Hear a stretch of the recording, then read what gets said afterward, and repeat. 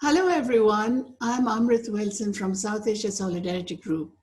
I'd like to welcome you to this screening of Injustice, which is one of the most important films about the deaths of Black people in police custody. The screening will be followed by a discussion with two of the many women fighting for justice. Janet Alder, whose brother Christopher Alder was killed in police custody in 1998, and Germaine Phillips, whose son, Adrian McDonald, was tasered to death by the police in 2014, and with Ken Fero, the director of Injustice. Injustice was made by the Migrant Media Collective in 2001. It tells us, through the eyes of the families involved, what it's like to find out about the extremely violent deaths of their loved ones at the hands of the police, the struggle to retrieve their bodies for burial, and the apparently endless struggle for justice. The film follows the families as they encounter and expose Britain's criminal justice system. Every part of it colludes with these killers in uniform and follows them as they finally unite to resist state violence. Injustice has won many prestigious awards and been screened internationally, but it has never been broadcast in Britain, being effectively banned by Channel 4 and the BBC because it accuses the police of murder. To understand the significance of the film, we must remember that despite thousands of deaths of Black people in police custody, in police contact, and in so-called psychiatric care, not one police officer has been convicted in Britain since 1969. South Asia Solidarity Group is showing this film to honor the memories of those who were killed. We're also screening it in solidarity with the current Black Lives Matter protests and the United Families and Friends campaign, whose work over decades has established the base for BLM UK. This event is also a fundraiser for Ken Fero and Migrant Media's next film, UV, which 20 years after Injustice again looks at the same subject and tells of a continuing struggle with the same intense empathy. So please do donate using the fundraising details on our Facebook page. Finally, I'd like to make a couple of points about why we as South Asia Solidarity Group, as South Asian activists in this country, are screening this film and hosting this discussion. Firstly, we condemn the shameful anti-Black racism in our communities, which we are constantly confronting. We also condemn the murderous attacks on African students in India, which have increased under the current fascist government. Finally, we'd like to acknowledge our own history in this country. Our South Asian activists have stood shoulder to shoulder with our Black brothers and sisters and confronted the racism of the British state and the ultra-right white supremacist groups which it fosters. The film Injustice is accessible on the link which is on our Facebook page. So please watch it and join us here again for the discussion in an hour and a half.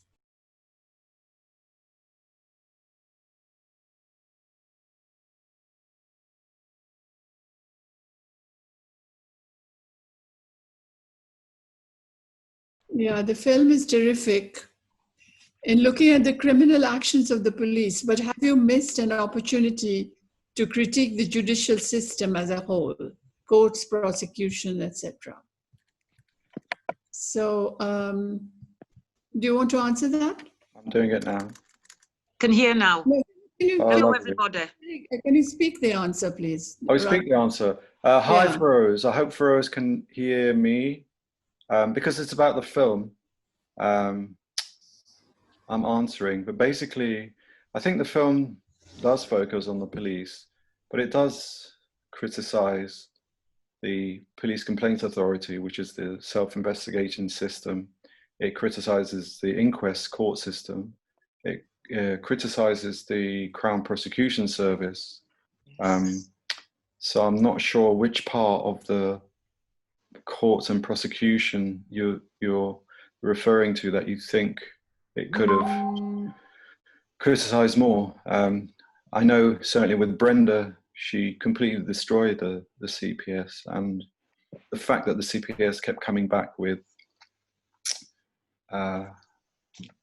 lack of public interest, or that it wasn't in the public interest to prosecute. That was challenged in the film as well. So I think it covers it from my point of view anyway. I don't know if Janet's got anything to say. Have you got... I mean, the film it starts from the beginning, you know, like where the actual deaths are occurring, and that's at the hands of the police. And it's only, all these families are like suffering, and they're very, very new to what's going on, do you know what I mean? And out there protesting and expecting, like most people, for the state to do the right thing, like the CPS. And it's only after going through the process that you get the shock and the horror that basically they're all in it together. They all work together, like the IPCC, the police, the CPS, and they all work together. This is something that we found. So the film kind of touches on it in a way because they're all the same people. Do you want to say something, Germaine? Well, I didn't really see the film. It's injustice. But you know what? It's this exact same thing like what Janet says. You get from the IPCC or the IOPC now, the Crown Prosecution Service, the police, the coroner, the specialists, the whole lot of them, they all conclude together. I think, although it didn't say it in those particular words, the film actually exposed the whole judicial system, because it showed that, you know, there's no way you can complain and get any justice from that.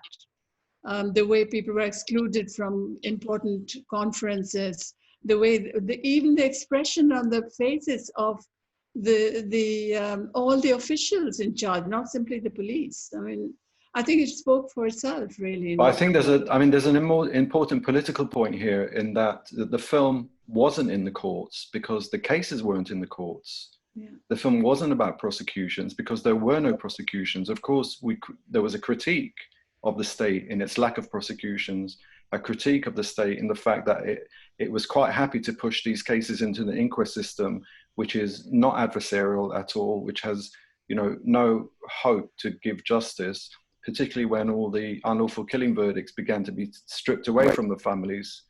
So the point, I understand your point.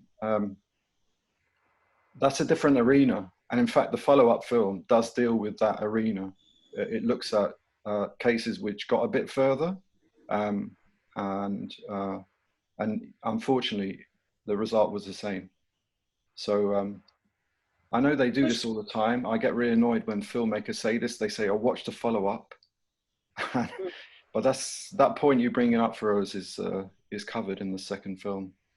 I think it's an important point, but I think, you know, right near the end of the film, where one of the women who's been fighting for justice actually says, "We've tried the whole system. What do we do now?" And I think that kind of tells it all, really, that, you know, you're not going to get justice from this system, from every part of it. I think the other thing as well, where you've got to ask yourself, why are all those people there? If the whole criminal justice system was doing the right thing, those families wouldn't be there. Exactly. So you've got to ask, why are they there? And that kind of answers, do you know what I mean, to the fact that they've all been let down by the system. You're right, Janet. You're right, Janet, because you're trying your best to get some type of justice. At least some people's getting to a misconduct hearing, and they're still, when you get to the misconduct hearing, you've got all the police officers are all the people on the panel, they're either ex-policemen or related some type of relation to the Federation of Police. So you have no chance. It's like me, when I went to the misconduct, there were only me, but they had all the big top knobs. So what justice? Do you think they'll stick up for me or stick up for their own? I had no chance. No chance. Okay. Germaine, we're going to hear your story in just a little while. There's a couple more questions which we can all look at. The next one is from Soma Basu, who says, even when forensic experts said Lapite's height was 5'10", the officers portrayed him as an animal, in quotes, the Nigerian drug lord. My question is about how perceptions were built to demonize the victims. What role did the media play in shaping narratives and also in mediating remembrance of the murders?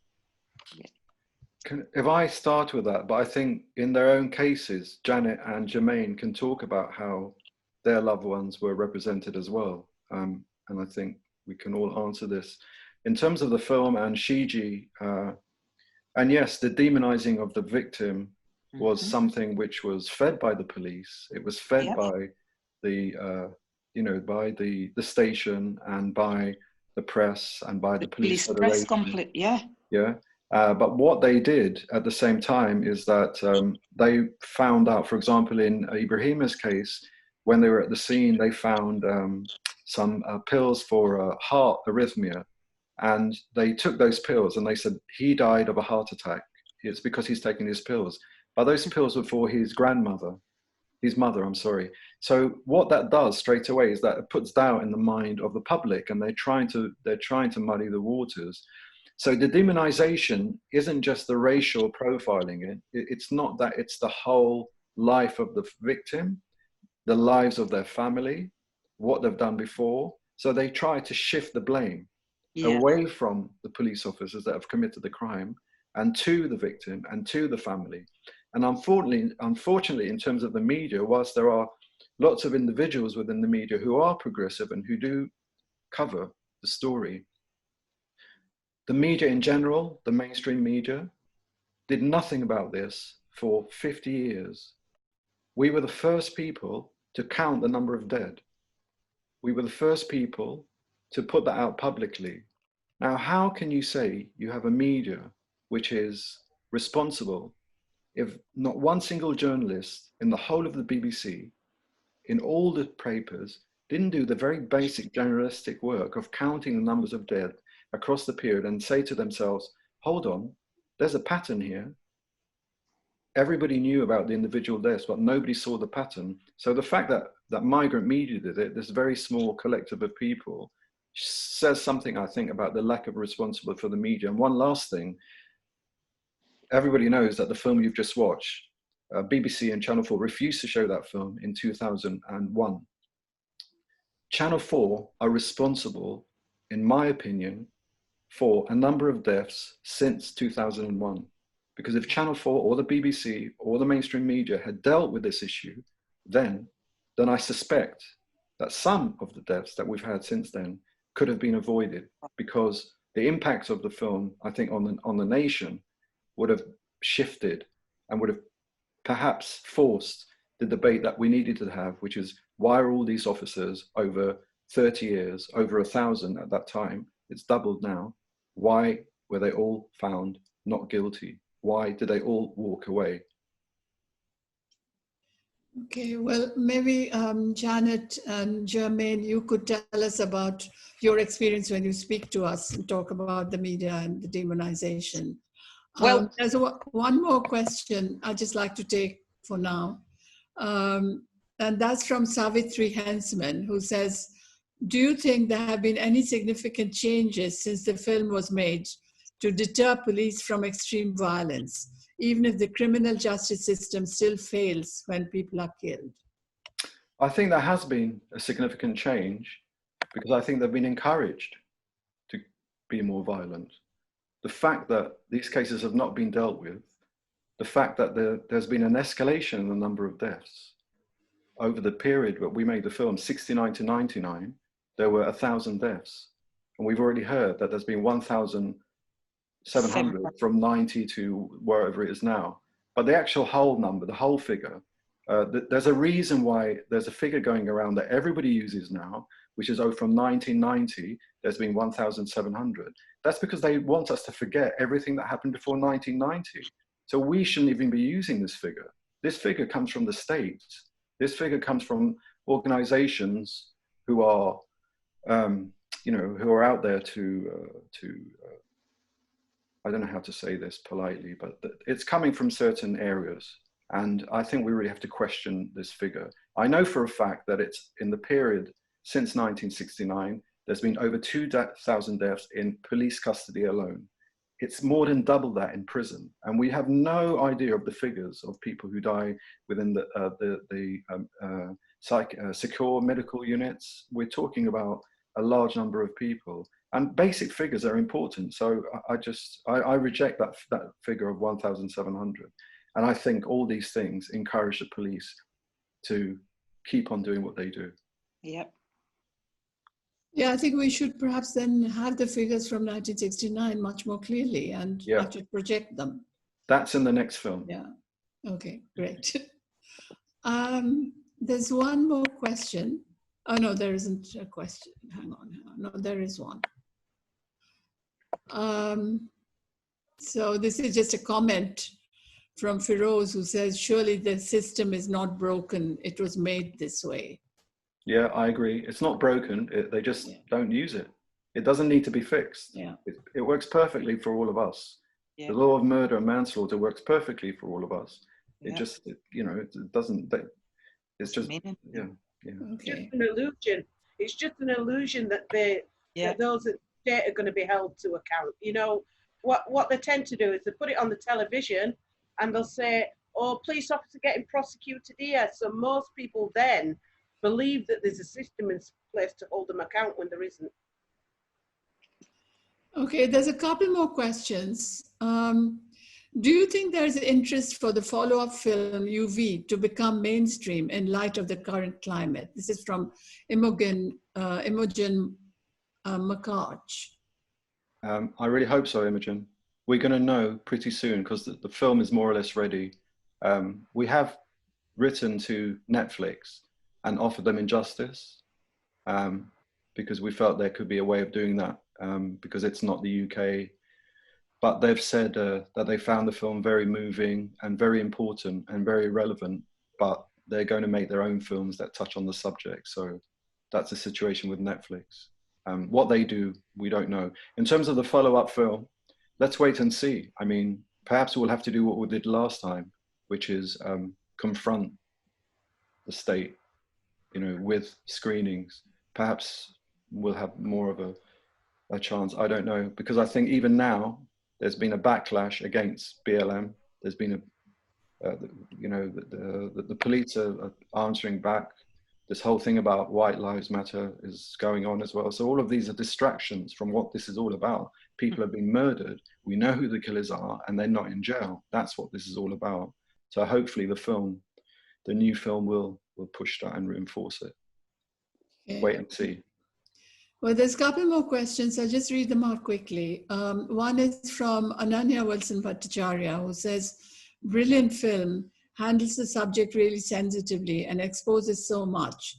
Has the process for making the next film been similar? What kind of challenges have been faced? Would you mind if I just answered it a bit later? Because I'm a bit conscious that I want Jermaine and... Yeah, there is. I'll just get, maybe we can have these last two questions after they have spoken. Oh yeah, because I definitely don't want to answer the one about David Lammy, because if people don't want to hear swearing, please don't. All right. Okay. Well, anyway, let's have what I suggest, Janet, is that perhaps you go first and you speak for about 10 minutes and just tell us about the case. And after that, we have Germaine also speaking for around 10 minutes. Okay. Thank you. My brother Christopher was an ex-paratrooper who fought in the Falklands. And he'd been decorated for his service, left the army, trying to get on with his life. He was doing computer studies, trying to find some way to move his life forward. He kept himself fit, you know. He was a jovial type of a bloke, protected people, protected me, especially when I was at school and whatsoever. And yeah, the same night he was just due to go and meet a girl, the start of a relationship. And there'd been a bit of a fracas inside the club and he got punched outside, fell and bumped his head. Now, we just lived yards away from the nightclub itself. But the nightclub staff put him in the recovery position, phoned an ambulance. The ambulance came, took him to the hospital. In the ambulance, he was asking what had happened to him, you know, because it was a cobbled road he'd banged his head on. He had a hematoma, size of a 50p piece, which is just like a collection of blood to protect the wound. And got to the hospital. Once he was at the hospital, he was a little bit agitated. You know what, you know, some men can be like, oh, just leave me alone type of thing. And the police came to see him as a complainant. And one of them was at school with and asked him if he had a brother called Richard. And during that process, they dragged him to the toilet. Christopher was wanting the toilet. They dragged him to the toilet. They left the toilet door open. They were in the toilet with him. And it was said that Christopher came out of that toilet more agitated than had gone in. And then they decided to arrest him. So they dragged him backwards out the hospital. The police had said that he had walked out in between them, but all the hospital staff gave the evidence that he was dragged with his feet trailing. Once outside, he stood up. We were fully compos mentis. Spoke to the security guard, stepped into the police van that they'd radioed for within a 5-minute journey, supposedly. He came out the other side fully unconscious with his trousers and box shorts to his knees. And you see it on CCTV where they drag him into the custody suite. They just basically place him on the floor. He's still handcuffed behind his back. And he's literally gasping for his life, literally gasping. You can hear the sound. It's a sound that will never, ever leave me. Yeah, it's just a harrowing kind of, you could hear him gurgling as if there was something, you know, like stuck in his throat. And there he was laid, and he was there for 11 minutes while these police officers were speaking about charging him with more severe charges to justify him being there. He had his trousers down to his knees. Nobody went to cover him up or anything. Just the total, they were laughing, you know, laughing about, it's your turn to take the cuffs off, love, laughing and joking. One of the police officers was asked how, you know, what's happened to him. He said the doctor sent him on a stretcher. Now, we all know that the hospital doesn't send you to a police station on a stretcher. And he's there, Christopher just dies just on the floor with nobody helping him whatsoever. It took them 2 years for they allowed us to see that video. So you can imagine my mind was just all over the place and not knowing what was going on. And nothing could have prepared me for what I did see. I will try my best not to look at him, but look at the police officers, but I couldn't get away from this sound. And the police officers were, you could see they were sneezing, wiping the brow. It was just a horrible scene to see. But part of me believed in the system, and I believed at that time that they were going to do the right thing. Part of me thought, they'll get prosecuted here, they'll get prosecuted. But only to find out that the CPS was saying that they couldn't find any evidence, even though it was all on CCTV, to hold the police to account. Now, we eventually had an inquest, and at the inquest, we found out that the police has burnt Christopher's clothes, they dry cleaned the van, they thrown Christopher's clothes away, dry cleaned their own clothes, cleaned the van, blood spots in the van. And nobody seemed to be saying anything about it. But on top of that, the post-mortem report didn't give any reason for Christopher not being alive till this day. It just said, we can't find out, we don't know. And I'm saying, well, you've seen the video, but the post-mortem report tells you that you don't know. I mean, they can dig up the likes of Tutankhamun and found out how he's died, but these men are dying in police custody, and medical science has gone out the window. So we had an inquest, and it took 9 ordinary men and women to watch the video, listen to the evidence, and they came up to the same conclusion as me, that Christopher had been killed, he'd been murdered by the police, he'd been unlawfully killed. But any evidence that were there, the CPS had spent years getting experts in with public's money, yeah, just paying these experts to come in and give a negative opinion. They demonized his character, like they do with every single one of these cases. The victim is attacked. They even attempted to blame the boy that punched him for Christopher's murder. They put him in a bail hostel for a month. If I'd have not walked into the police station that day, that guy would have been doing life now. And all the time, they've got this video, not just the 11 minutes, but 108 hours. And there's stuff on there that I've only just discovered in the last few years. And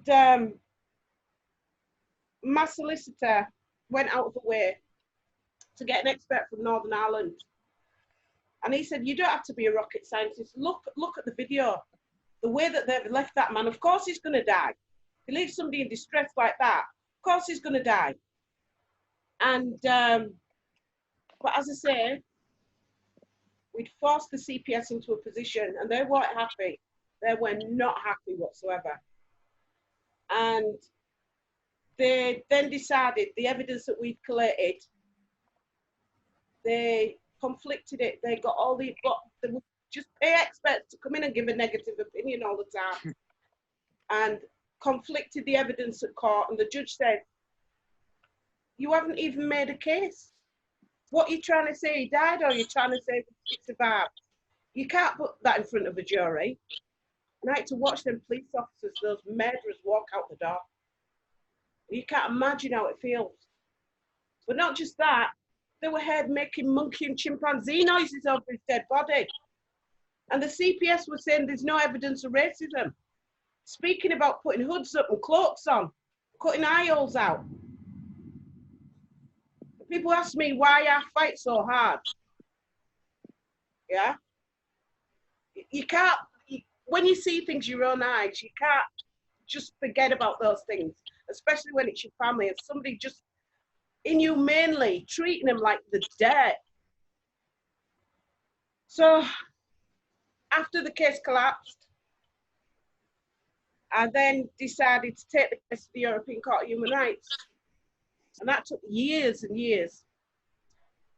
But at the last minute, the government conceded and they said that Christopher's death was inhumane and degraded, and it was through racism.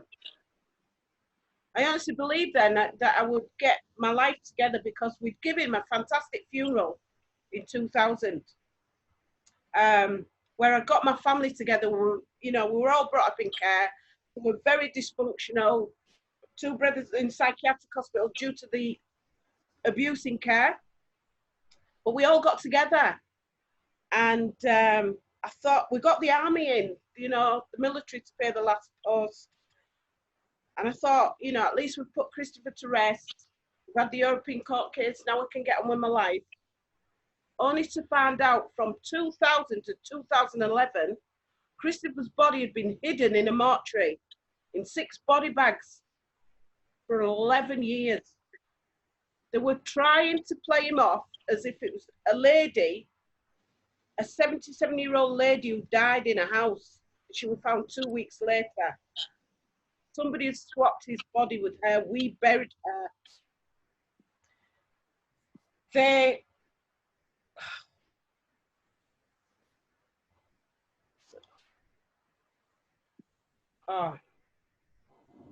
We had another investigation, and they said there was no evidence. We don't know who did it. We think it was just an accident, and this, that, and the other. I'm saying, well, how can you mistake a woman for a man? And they even went out the way to do this racist anthropology, to get some anthropologists in to compare the bodies.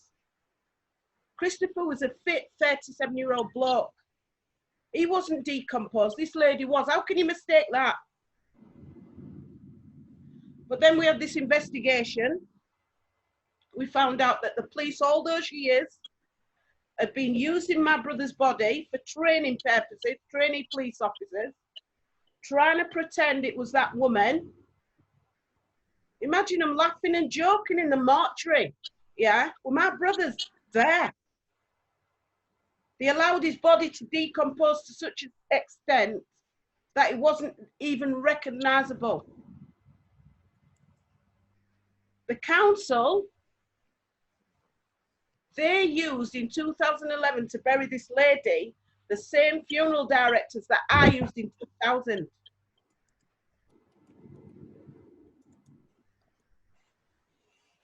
I had a civil case.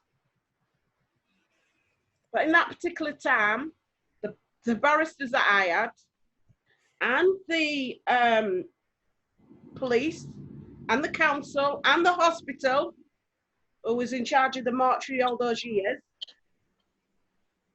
put a gagging order on me. That's even before I'd read the documents.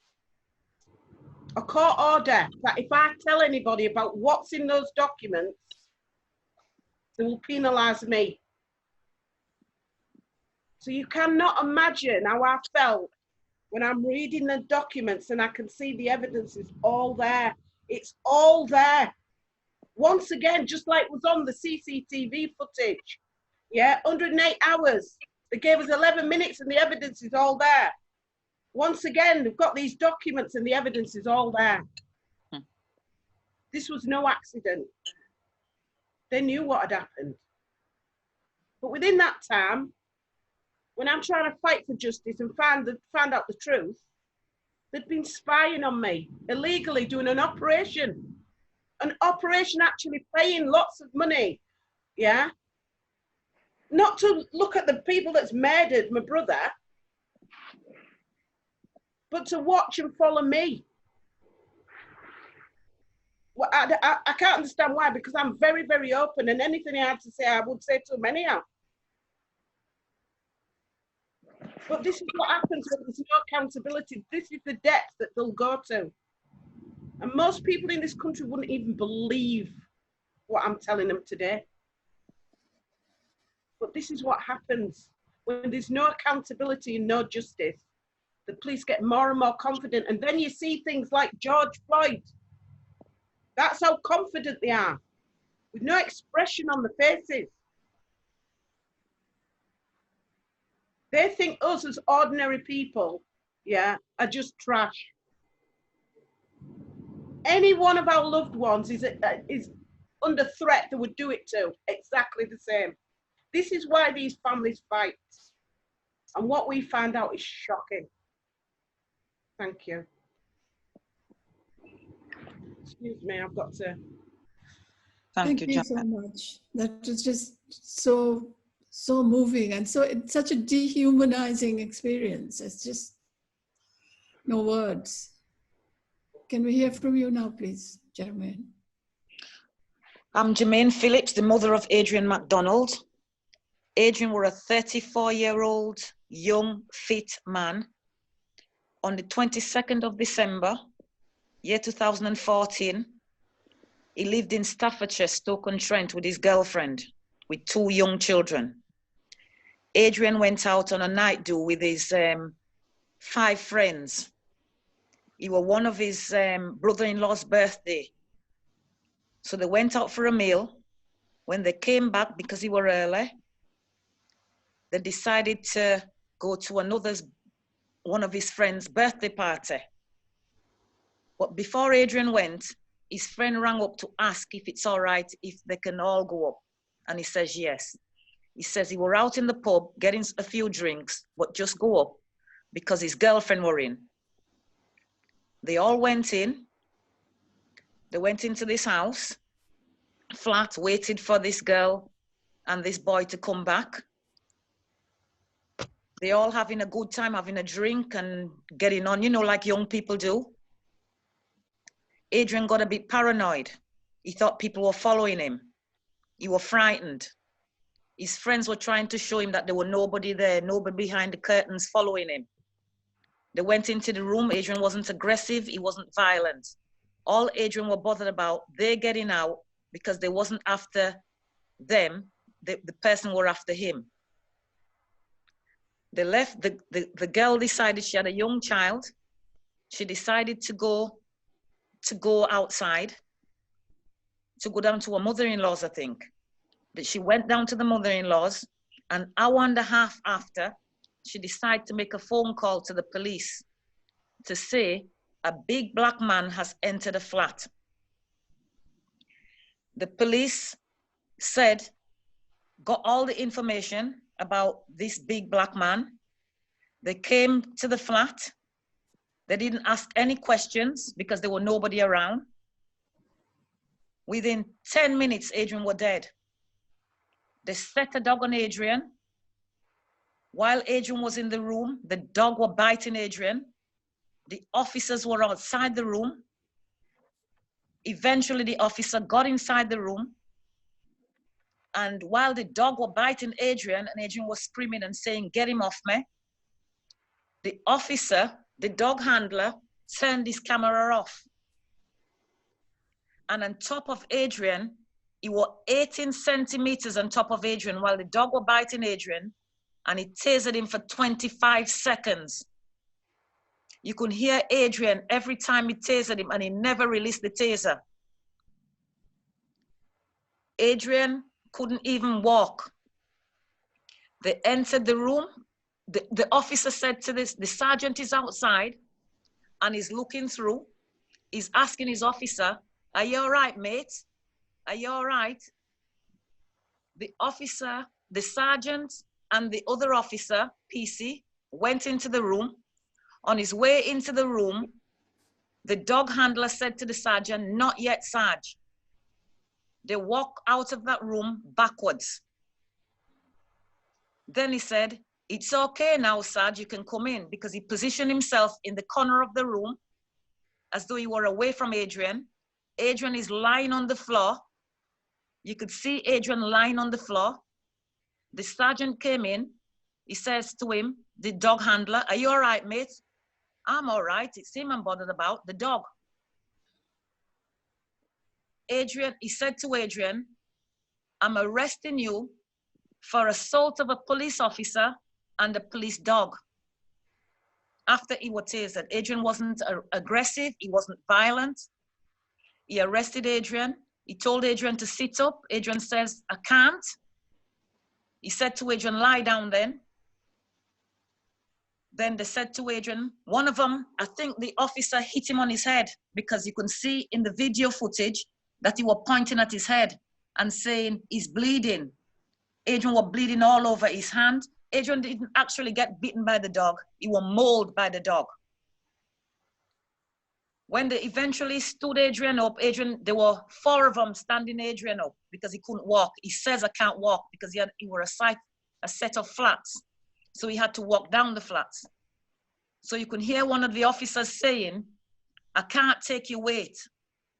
You'll have to sit down." So he sat Adrian down at the top of the stairs, and Adrian was coming down the stairs on his bottom because he couldn't walk.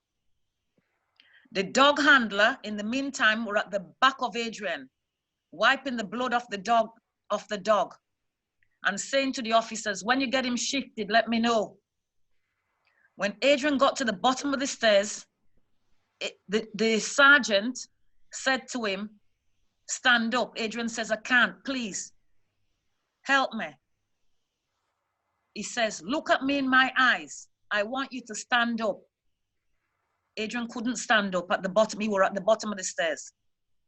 There were 4 of them propping him up. When they prop him up, they hold him by his handcuff and they lifted him up. And Adrian was screaming, "Ah!" And they dragged Adrian into the van. Adrian couldn't walk. There were 2 at the front and 2 at the back. When they got to the van, they were telling Adrian, left foot, right foot, left foot, right foot, up to the van. Then Adrian slumped in the van with his handcuff in his back, and he just slumped in. And they locked the van door and they went. The sergeant and the inspector went to look at the flat, to inspect the flat. Adrian is in the flat. One of the officers was supposed to be watching Adrian. Adrian says, I can't breathe. Help me, please. He says, you're talking, aren't you? Adrian went, and Adrian died. The officer that was supposed to be watching Adrian says on his radio, hey, Sarge, he's saying he can't breathe and he's gonna be quiet. He still never came down. The three of them were up in the flat. When the sergeant and the inspector came back downstairs and they saw Adrian slumped in the van, they started to knock the window because the camera's on him. Adi, lad, Adi, are you with us? Instead of opening the van and pulling Adrian out and checking Adrian. When they eventually got the van open and dragged Adrian out, they put the handcuffs so tight on Adrian's hand, he started to bleed and even the officers couldn't unfasten it. Adrian was dead. They called for an ambulance. When Adrian died, they called for an ambulance. Adrian already dead on the floor. They called for an ambulance. Instead of the officer telling the ambulance people, the emergency people, that what were wrong with Adrian, they're saying to him, the sergeant is saying to the ambulance woman, he said he's taking some unknown substance. So she said, what's the matter with his hand? Oh, he's been bitten by a dog and he's been tasered. They tried to resuscitate Adrian. They tried and tried. They could not resuscitate Adrian. Adrian was dead. It took him a whole day to come and tell me Adrian died. Adrian died about 10:30 in the night. The following day, they came about 4 o'clock to let me know that Adrian died. And all the officers were going on about Adrian was mad, he was crazy, he was aggressive. They wanted to know where Adrian doctor was. I was so innocent, trusting the police as usual. I told them where Adrian doctor was. Then they went away. I couldn't go and visit Adrian that night. So that was the following day. When I went to visit Adrian, the IOPC told me that Adrian had scratches on his face. Be aware that he had a few scratches on his face. Not thinking it was dog scratches, that the dog was molding Adrian up in there. Adrian's face was full of scratches and Adrian's neck was swollen as Adrian had a double neck and he was a big lad. The taser hit Adrian on his breast and on his big vein in his neck. I was shocked. Then they told me in the mortuary, Adrian, about his heart and his brain. I nearly fainted. I thought his heart and his brain. Because his girlfriend said, promise me that you'll put his heart and his brain back. So I says, where's his heart and his brain? They took it out. Nobody told me. Nobody told me they were having a post-mortem. After the post-mortem and Adrian was in the mortuary, they decided that they had they did all the tests and they got the report back and they says Adrian had an enlarging heart. Adrian was never sick. He was a fit young man, 34-year-old young man. When the report came, it took me a whole week to read the report from the pathologist and all the officers. When I read the report, I saw Adrian McDonald were in collusion with a dog and a taser was deployed, but Jason Pierce died of a heart attack. I thought, Jason Pierce? I'm thinking now that Adrian must have been in the room with somebody else. The pathologist copied and pasted somebody else's name in Adrian's report. And nobody saw it. The IPCC didn't see it. Nobody saw it. It was me alone in this room reading this report. And the same time I was reading the report, my son came. And he started reading the report. And he started to say, my God, Mom, Have you seen how many dog bites Adrian's got on his body? We went, after all this, we had an inquest. We had the IPCC said that they saw a criminal offense with 6 officers. He went to the IOP, he went to the CPS. The CPS wrote to me and made an appointment to see me with my solicitor. It was a waste of time, waste of public money, because I didn't understand why they came, because they were on about how high it had to be, at what level it had to be before you can convict a policeman. So I thought, well, that's a waste of time. Anyway, in the meantime, one of the officers decided to retire. We had a misconduct. The chair found the sergeant and the inspector guilty because they never gave Adrian the care that he deserved. While we were in the misconduct, the inspector, he didn't have a report, he didn't have an interview because the machine broke down. And he was so cocky, they all were so cocky that they knew that they were going to get away. They thought that they would have got away because their solicitor was saying that, you don't need to question him so much because he wasn't even around. But it took us 5 days, and the chair found them guilty, this inspector and the sergeant, because while Adrian was dying in the back of the van, the sergeant reckoned that he couldn't check Adrian in the flat. He couldn't check Adrian nowhere, but he couldn't even check him in the van, not even outside. He couldn't check him, but he were on a private phone call. When they asked him, who was he ringing? He can't remember, he can't recall. But he were on a private phone call to somebody. So we had the misconduct, they were found guilty. Within 3 months, they appealed. I had to go to the appeal with Adrian's girlfriend, just me and Adrian's girlfriend. We had 2 ex-policeman officers on the board. We had the Federation of Police in the room. We had all the solicitors, we had all the officers, and I had the IOPC with asking the questions. Then they said they couldn't make their mind up, so we had to go another day. We had to go the following day.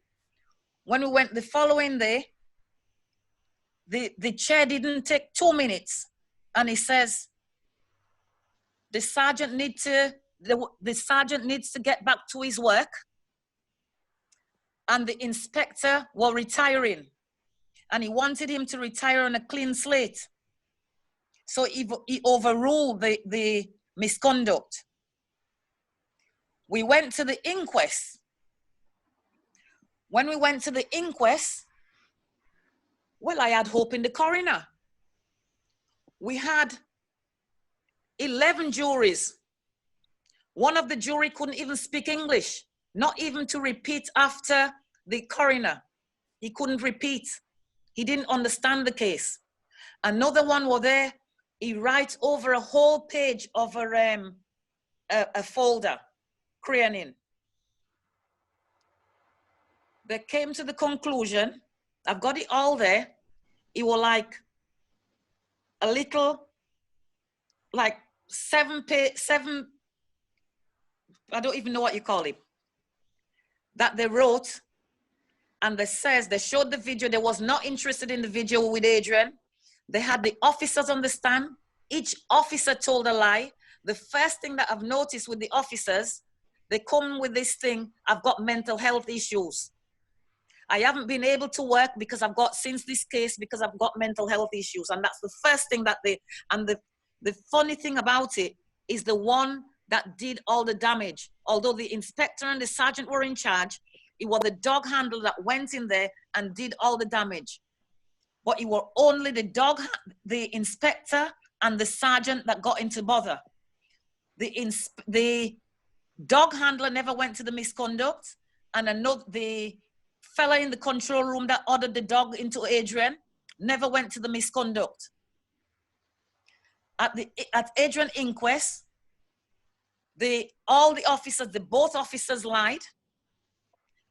The two officers that were there first said Adrian wasn't aggressive. When my solicitor asked him if Adrian were aggressive, he says Adrian wasn't aggressive and he didn't feel threatening in no manner when he first got there. But both of them pointed a taser at Adrian. There were no violence whatsoever. They said Adrian hit the dog on the head. The dog was unconscious. The dog gained consciousness and ran out of the room. When they ask, where did that come from? They don't know. None of them knew, because it was all a story. They made up every living thing about Adrian being aggressive. He was violent. There isn't a thing they didn't say about Adrian. They went out and they said Adrian were a suspected burglar. And they knew Adrian wasn't a burglar, because they knew that Adrian, because even the sergeant says he saw one of the occupants of the flat and he knew Adrian wasn't a burglar. And there was no way that girl says that Adrian were a burglar. All she says was a big black man came into my flat. And from the IOPC, from the IPCC, from the Crown Prosecution Service, from the Federation of Police, from the police officers, every one of them, they were laughing because they knew what they did. They would get away with it. They were so sure that they were going to get away with it. They were cocky. And up to this day, I had no justice. I've been fighting for justice for 6 years, and I have no justice. If I didn't have UFFC as United Friends and Family, I don't know what I would have done. Adrian's got 2 kids. The little boy, we couldn't get no counseling. We couldn't get, even now, he can't stand to look at he can't stand to come up to look at Adrian's grave. I had a friend called Lisa Cole, her brother that's been tasered. If I didn't have Lisa, I didn't know what I would have done. Lisa supported me at my inquest. She saw where everybody were going wrong. And from this day, none of the officers were accountable. None of the officers apologized to me. Also, I'd like everybody who's listening to this, we've got a petition going for Mark Cole and Adrian McDonald campaign so that we can take the taser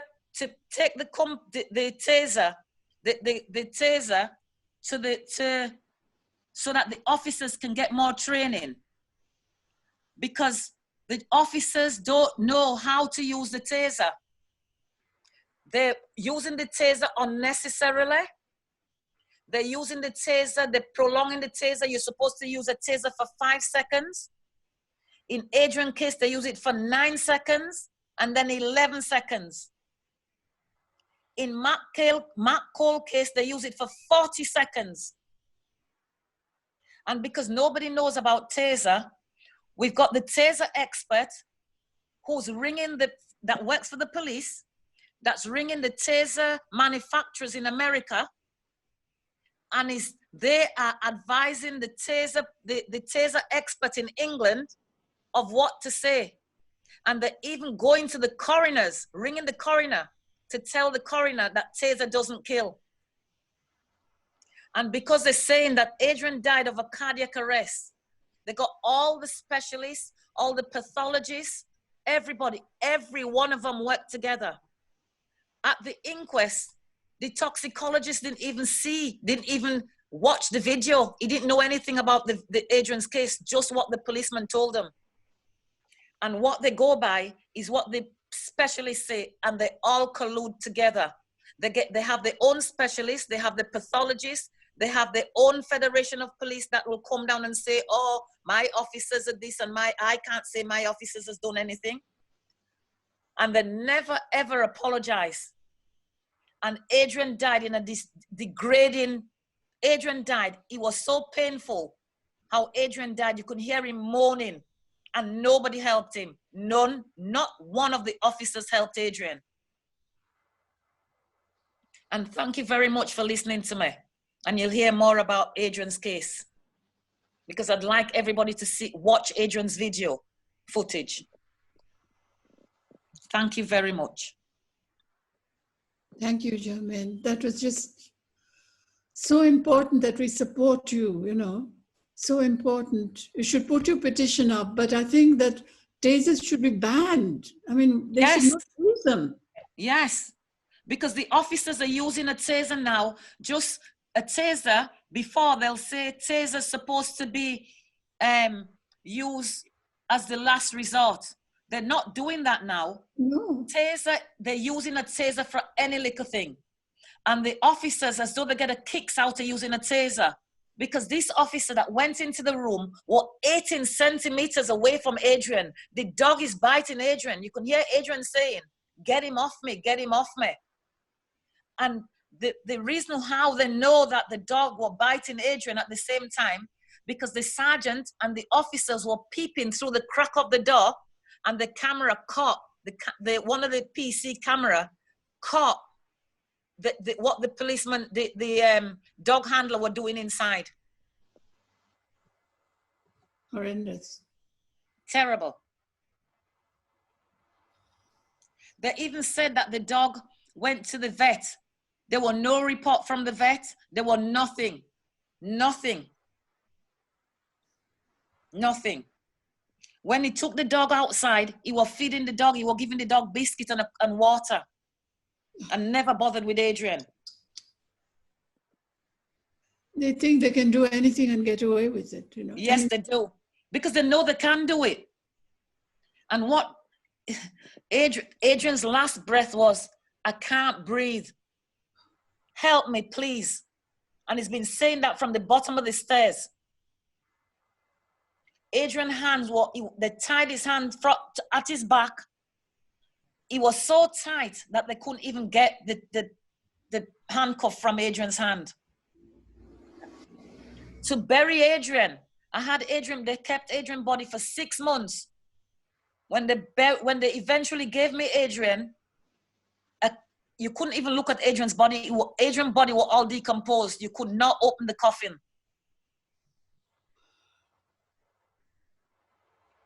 You could not open it. You couldn't look at the coffin. You couldn't look at it.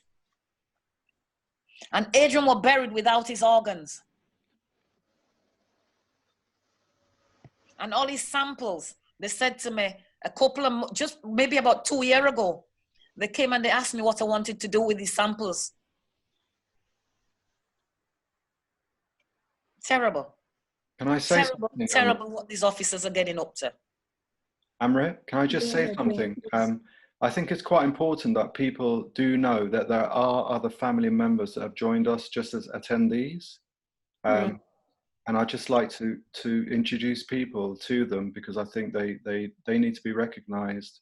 The first thing to say is that the petition that Jermaine mentioned, which she started with Lisa, is now I've put it on the chat.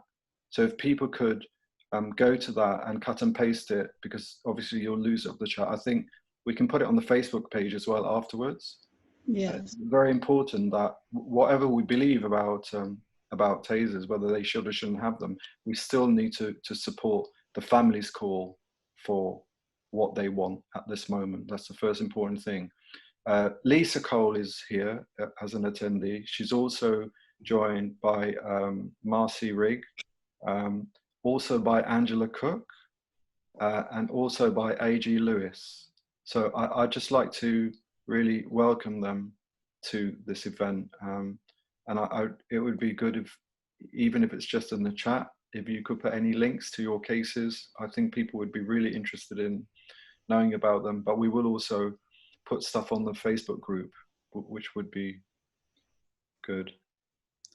Sorry, that's all I wanted to say, because I think it's just, people have to realize how extensive this is. Just in this small event, really, we have 6 families. 6 families. And each name is just as important as George Floyd. Mm-hmm. I think that's so important. I think makes me think that we should have more events like this with other members of the families, other families. Yeah. Yeah. There's some horrific stories. Horrific. We need to hear from everyone. You know? And Lisa's just people put a need link. to hear, because the media is not going to tell us. Oh, no. Please keep an eye on the chat, because Lisa is posting the links for the campaign, and it's really important that people. I know I've done thousands of these things, and I know how people feel at the moment. And I would just say to people, keep feeling that way. Don't forget tomorrow or in a week's time. It's really important that the families are supported. I mean, I've known Janet since 1998. She's done the most amazing campaign. She's taken it, as she said, from this court to the European court. And I think it's, you know, it's people like Janet who have been on this for so long. They really need to be thanked for showing other people the way, because it was so difficult, and it still is difficult. So I'd like personally to thank Janet. There's a question from Angela Cook for Jermaine. She says, why was the girl not prosecuted for lying? She says. He wasn't prosecuted for lying because they believed him. In his statement, he changed his statement over and over again. In the coroner's court, he told a lie, but the coroner just ignored him. Thank you very much, Angie, for asking that question.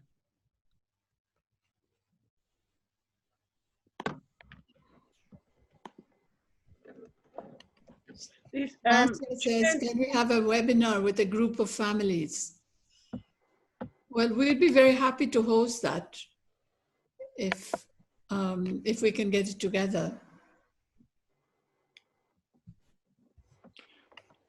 One of the things that we're going to do with the new film is do what we did with Injustice, which is to use it to mobilize support, not just for the cases in the film, but for all the families and all the cases that are current. And I think if you've seen Injustice, you can understand that a film like that, released in the current time, in the current climate, could be a really powerful way of breaking open the discussion and to center it more in terms of what the families want out of the BLM movement, and what the focus has to be from the family's point of view.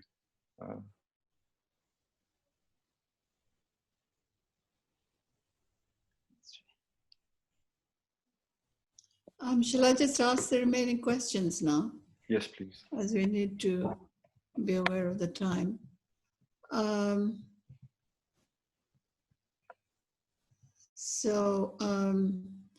Actually, Angela says again, she's asking about the girl lying.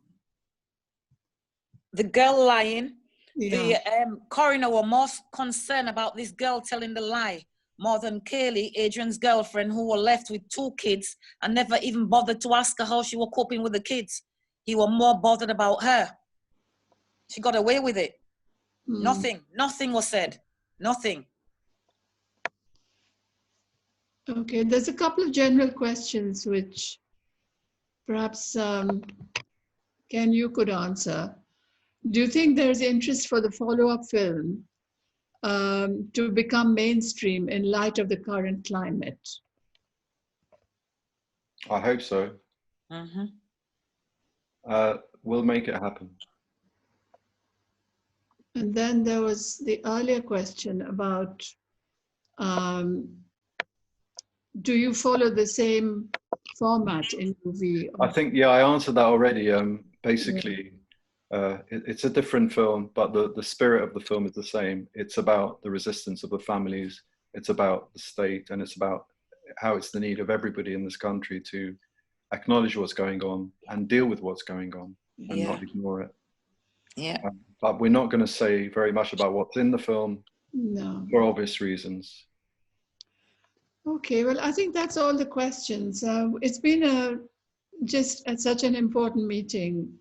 And I think, we all feel that we need more meetings like this. And South Asia Solidarity Group would be happy to host another meeting with other families so that we can have this discussion again.